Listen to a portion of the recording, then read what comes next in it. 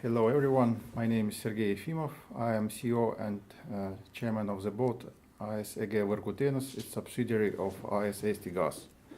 And we are responsible for transmission and gas transit in Estonia. Please tell us briefly about Eesti Gaas and about its main activities.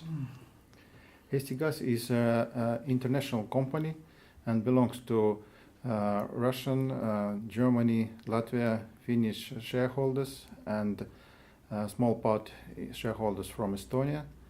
And main responsibility is gas supply, gas transmission, gas distribution, gas transit, whole market and retail market.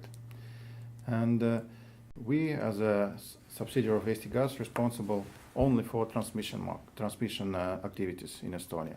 What are the latest gas sector reforms in Estonia? What does the full ownership unbundling means? Thank you for the questions. Last year our parliament adopted natural gas law. According by this law, Eesti Gaas should divide company by transmission and sales company, and since 1st January 2015 Eesti Gaas owners can't be owner of EG Võrguteenus. It's mean in next year our company will be sale to another company in the world. It doesn't matter from which country from this company, but this possible only if this new company not the gas sellers. What are the new market risks? Is it low demand? Are the risks linked with international price? Are there any risks involved with short-term transmission capacity agreements? No, first of all, today we don't have a short-term transmission capacity agreement because our system capacity enough to transport all gas which our customers need. Our system capacity approximately 14 million cubic meters per day, but maximum for last 20 years was 6.7 million cubic meters per day.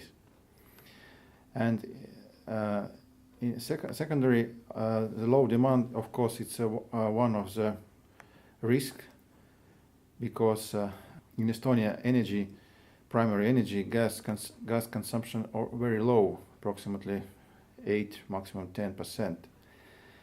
And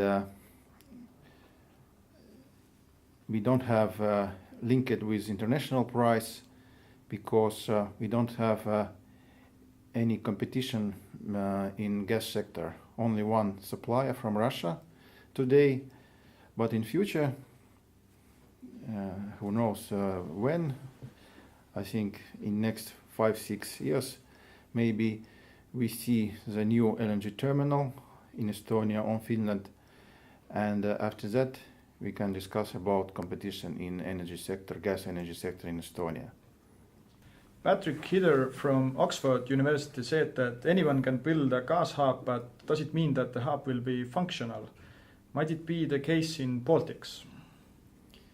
Yes, I'm agree with Patrick Hider from Oxford, because hub is a good idea, but in the Baltic states it couldn't work because system, gas price system, gas transmission and distribution system, and very different.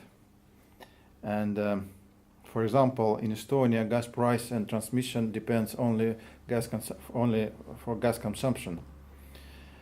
In Finnish, in Latvia, in Lithuania depends from capacity, and every customers pay capacity fee, and for example 70 or 80% and 20 or 30% pay for consumption.